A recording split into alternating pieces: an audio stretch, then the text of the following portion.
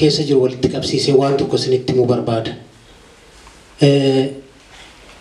Isin warri lubbuudhaan as geessanii Rabbii fi galata gashaa dursaati.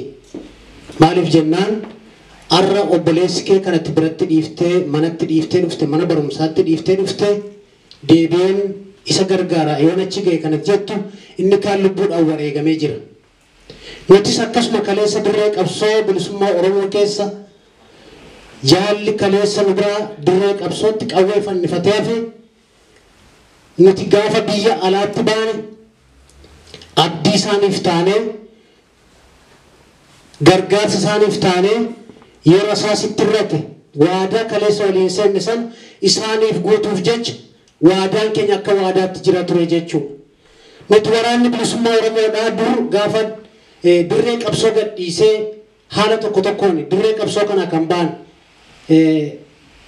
waan isinitti nu barbaadu inni tokko dirree qabsooti akkiti itti baatu yoo duuteen awwaalamtee dabartaa yookaan lagattafta tokko dirree qabsooti baata gaafa san inni lammaffaan madooftee miilli kee citee akka boleetti keenyaa kan yookaan harki keessi citee waa hojjechuu gaafa dadhabdu dirree qabsooti deemtaa jechuudha.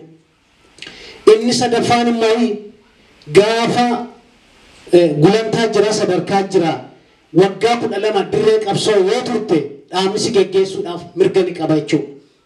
Kanaaf irra guddaa umurii isaanii guutuu waggaa 20 waggaa 25 warri qawwee baatanii amma onaa sochii godhaa jiran hin jiru.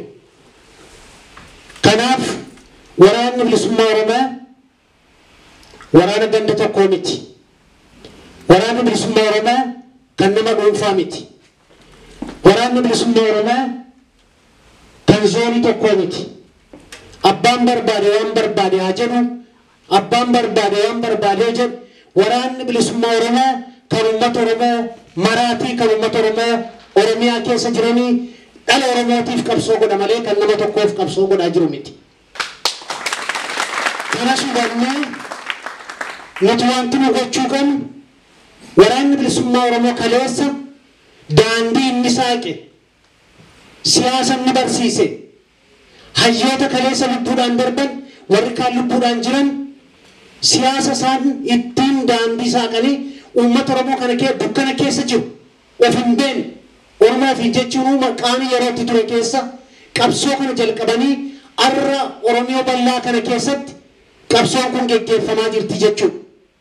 Akkasumaan lafaa kaaniin kaane qeerroon kun nama meeqatu sadarkaa kanarraan fidee ga'e wareegama lubbuu meeqaatiin beelofne dheebonne etuu hin jedhiin waraanni keessan obboleessi keessan obboleettiin keessan abbaan keessan akaakayyuun keessan qabsoo itti godhaa ture lafee isaatti caccabse arra Oromiyaa keessatti fiintee uummanni Oromoo waan qabuun diina isaa ofirraa faccisaa jira jechuudha.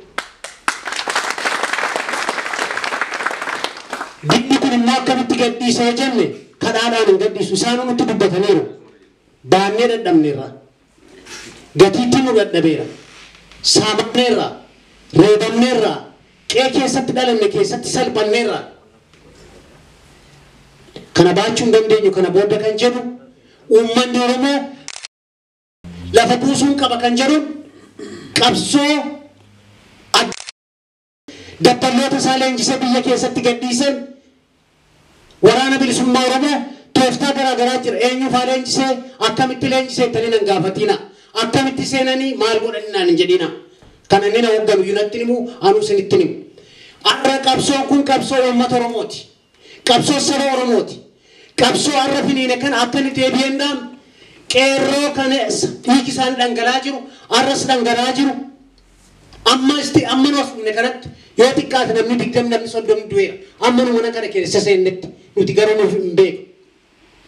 Waraanni bilisummaa Oromoo nuti yeroo qabsoo gochaa turre qawwee baannee yoo dhukaafne ajjeefnee madeefnee maal gochaa turre arra garuu dhalli Oromoo ijoolleen xixiqqoon umurii waggaa 8 waggaa 10 12 iskiriiptoof ulee lafaa fudhattee asfaaltii irratti dhiigi akka bishaan dhangalaa jira jechuudha. Akkuma bokkaa kanaa roobaa jira dhiigi ilmaan Oromoo. Kan ammoo nuti as keessa deemnee nuti biyya gaarii jirra jennee akkuma sila jaalaliseen dubbatte nama keenya saba keenya yaadachuun dirqama nurra ta'a. Ayaadan tokkummaadhaan walaa qaban dhugaan isinitti maal dhaabni kamaa jiraatu eenyu qabsoo godha isa jedhu uummata Oromoonni biyya keessa jiru ragaadha. Saba keenya du'aa jiru kana waan dandeenyu qabsoo nuti gochuu dandeenyu hin jira. Qabsoo kana warka wal qabannee tokko taanee itti hafuufnu jechaadha. Amma namoonni naannoo biraarraa as dhufnu jechuudha. Manchester irraa, Bolton irraa, naannoo biraarraa as dhufani. As jireenya gaarii jiraachuu yookaan bashannanuuf hin dhufne tiraanspoortii baasanii qabsoo bilisummaa Oromootiif yaada isaanii yoo laatan illee gargaarsa tokko paawundi 10 illee kennan bu'aadha kan jedhanii tiraanspoortii kaffallee as dhufne jechuudha. Kanaaf UK keessa uummanni Oromoo jiru akka Oromootti akka saba Oromootti dirqama Oromummaa ofirraa baanuun isin hin jedhan dhumarrattan. Kanaaf waan nurraa eegamu agoon abalutu akkas jedhee dhaaba akkasiitu akkas jedhee miti. Uummanni Oromoo dhaaba akkasiit akkas godhee akkas jedhee socho'aa jiru. Garbummaan kan uummata Oromoo walii galaati. Kan Oromoo caalaa cunqurfame, arrabsame, reebame, namaan gadi ta'e hin jiru addunyaa kanarra yoo dhugaa walitti himu. Kun nutti dhaga'amu qaba waan biraa dhiisaasin. Yoo fudhannee ilaalle immoo kan akka Oromoo barate hin jiru. Kan akka Oromoo qabeenyaa qabu hin jiru. Profeesaroota meeqa, dooktaroota meeqa, injineroota meeqa Oromoon of keessaa qabdi. Itti hojjetaa hin jiru. Hojjetaas hin jiran nu as baanee hojjetan saba isaaniif dandeettii isaaniif. Saba kana walitti qabuun dirqama warra barateeti. Uummata kana facaasina tokko godhaa sochoosa sochoon akka wal qabannee adeemu.